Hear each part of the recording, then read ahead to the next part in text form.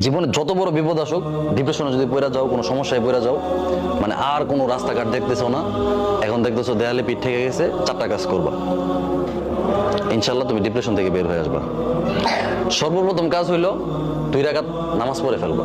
উজু করে 2 রাকাত নামাজ পড়ো। নামাজ পড়ে তুমি আল্লাহ তাআলার কাছে পরামর্শ চাইবা, আল্লাহ আমি তো এই সমস্যায় পড়ে গেছি, আমার তো হঠাৎ করে বাবা মারা গেছে, আমি তো এখন চোখে কিছু দেখতেছি না, আমি তো এই অন্যায়টা করে ফেলছি, আমি কি করব? আল্লাহ তাআলা তোমাকে পরামর্শ দিবে। এই কথাটা আমার এক আপা ওই দিন বলতেছে, আমি একটা সিদ্ধান্ত নিয়েছি, নেওয়ার পরে আমি টেনশনে পড়ে গেছি যে হ্যাঁ আমি এখন কি করব। তো আমার আপা আমাকে বলতেছে যে তুমি এক কাজ করো, 2 রাকাত নামাজ পড়ো, নামাজ পড়ে আল্লাহ তাআলার সাথে পরামর্শ করো। আমি চিন্তা করছি আল্লাহ তাআলার সাথে পরামর্শ করবো কিভাবে। 2 রাকাত নামাজ পড়ছি, নামাজ পড়ে আমি আল্লাহকে বলছি যে আল্লাহ আমি তো এমন একটা সিদ্ধান্ত নিছি, কি করব। তখন দেখি আমার মাথায় নানান চিন্তা আসতেছে, বুদ্ধি আসতেছে, পজিটিভ, বুঝছো? ডিপ্রেশনে পড়ে গেলে প্রথম চেষ্টা করবা 2 রাকাত নামাজ পড়া। দ্বিতীয় যে কাজটা করবা, একা থাকবা।